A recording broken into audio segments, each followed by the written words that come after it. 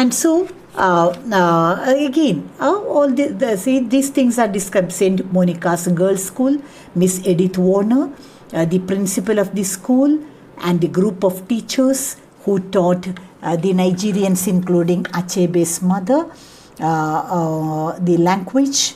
And then Achebe's mother, out of respect for these teachers, she went to live with them, helping them in their daily work. But again, he describes how she was, that is Achebe's mother, was punished for laughing, not for making any mistake, but for laughing at the wrong usage of made by Miss Warner. This again shows the relationship between the colonizer and the colonized. And then he talks about his father. He says that his father also was very much interested in the education of their children. And see, in order to educate the children, he uses wallpapers. And many wallpapers are there. And the children, by seeing these wall pictures, they are getting lot of information, education through wall pictures. That is described in the coming paragraphs. You have to read it.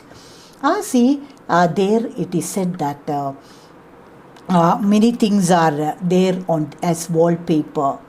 Then see, right, wrong. Then King George II's picture was there. Then Johnny Walker. All these things are there on the wall.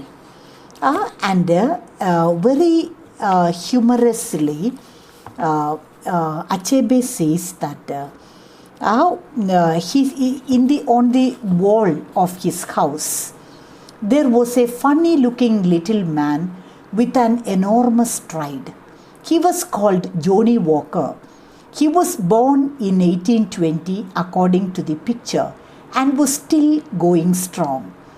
And when I learned many years later that this extraordinary fellow was only an advertisement for Scottish whisky, I felt a great sense of personal loss. You see, just understand that both the parents, the father and the mother of Achebe, they are very keen in giving good education to their children.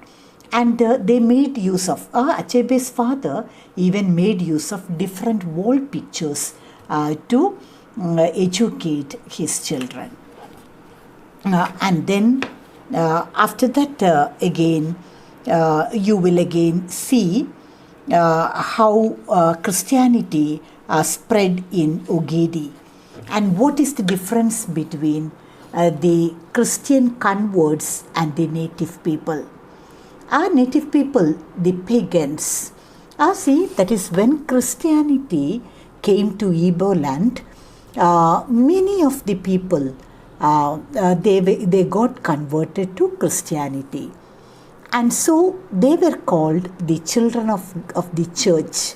And the others who did not received Christianity, those who were not willing to be converted to Christianity, they were called the people of the world. And see, coming to page number 121. See, there was language in song and speech all around you. True Christianity divided the village into two, the people of the church and the people of the world. And so, now Achebe talks about the effect of Christianity on his village. He says that it took 35 years for Christianity to reach his homeland from Onitsha, from a nearby town. He says that when Christianity came, Achebe's parents were converted, many were converted, but many still remained in their native religion. And then Achebe says that actually Christianity divided the village into two sections of people. People of the church and people of the world. And then Achebe says that, but there was no strict boundary between the two. Both the groups lived in harmony and there were many common crossings in between. For example, the Christians, they have their own festivals like Christmas, Easter, and so on. And for that, the people, the others, the people who have been converted to Christianity, they will be watching the celebrations of these people with amusement. See, there was no disagreement between the two groups of people, even though Christianity divided the village into two.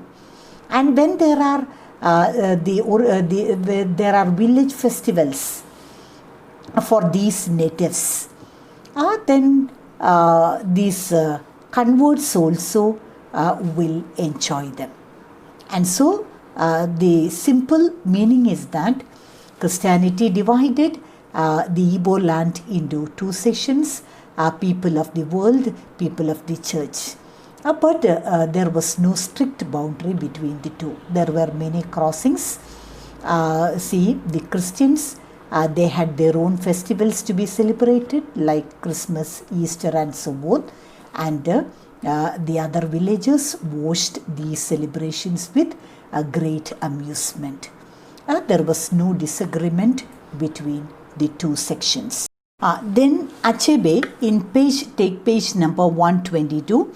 Achebe talks about two secular festivals. They are the Empire Day on May 24th and the anniversary on July 27th. He talks about the two main celebrations, two secular festivals. Here in the coming two paragraphs, you see Achebe talking about the two secular festivals they had. One is the Empire Day, which is celebrated on May 24th.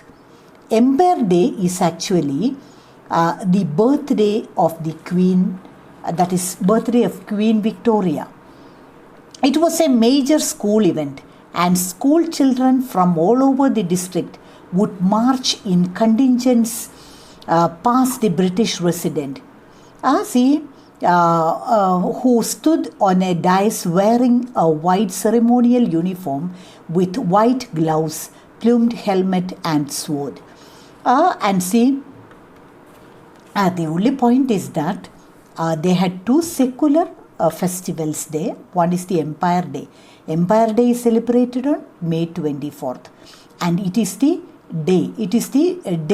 birthday of Queen Victoria. And in the school also there are many celebrations, and there is an annual sports meet on the Empire Day.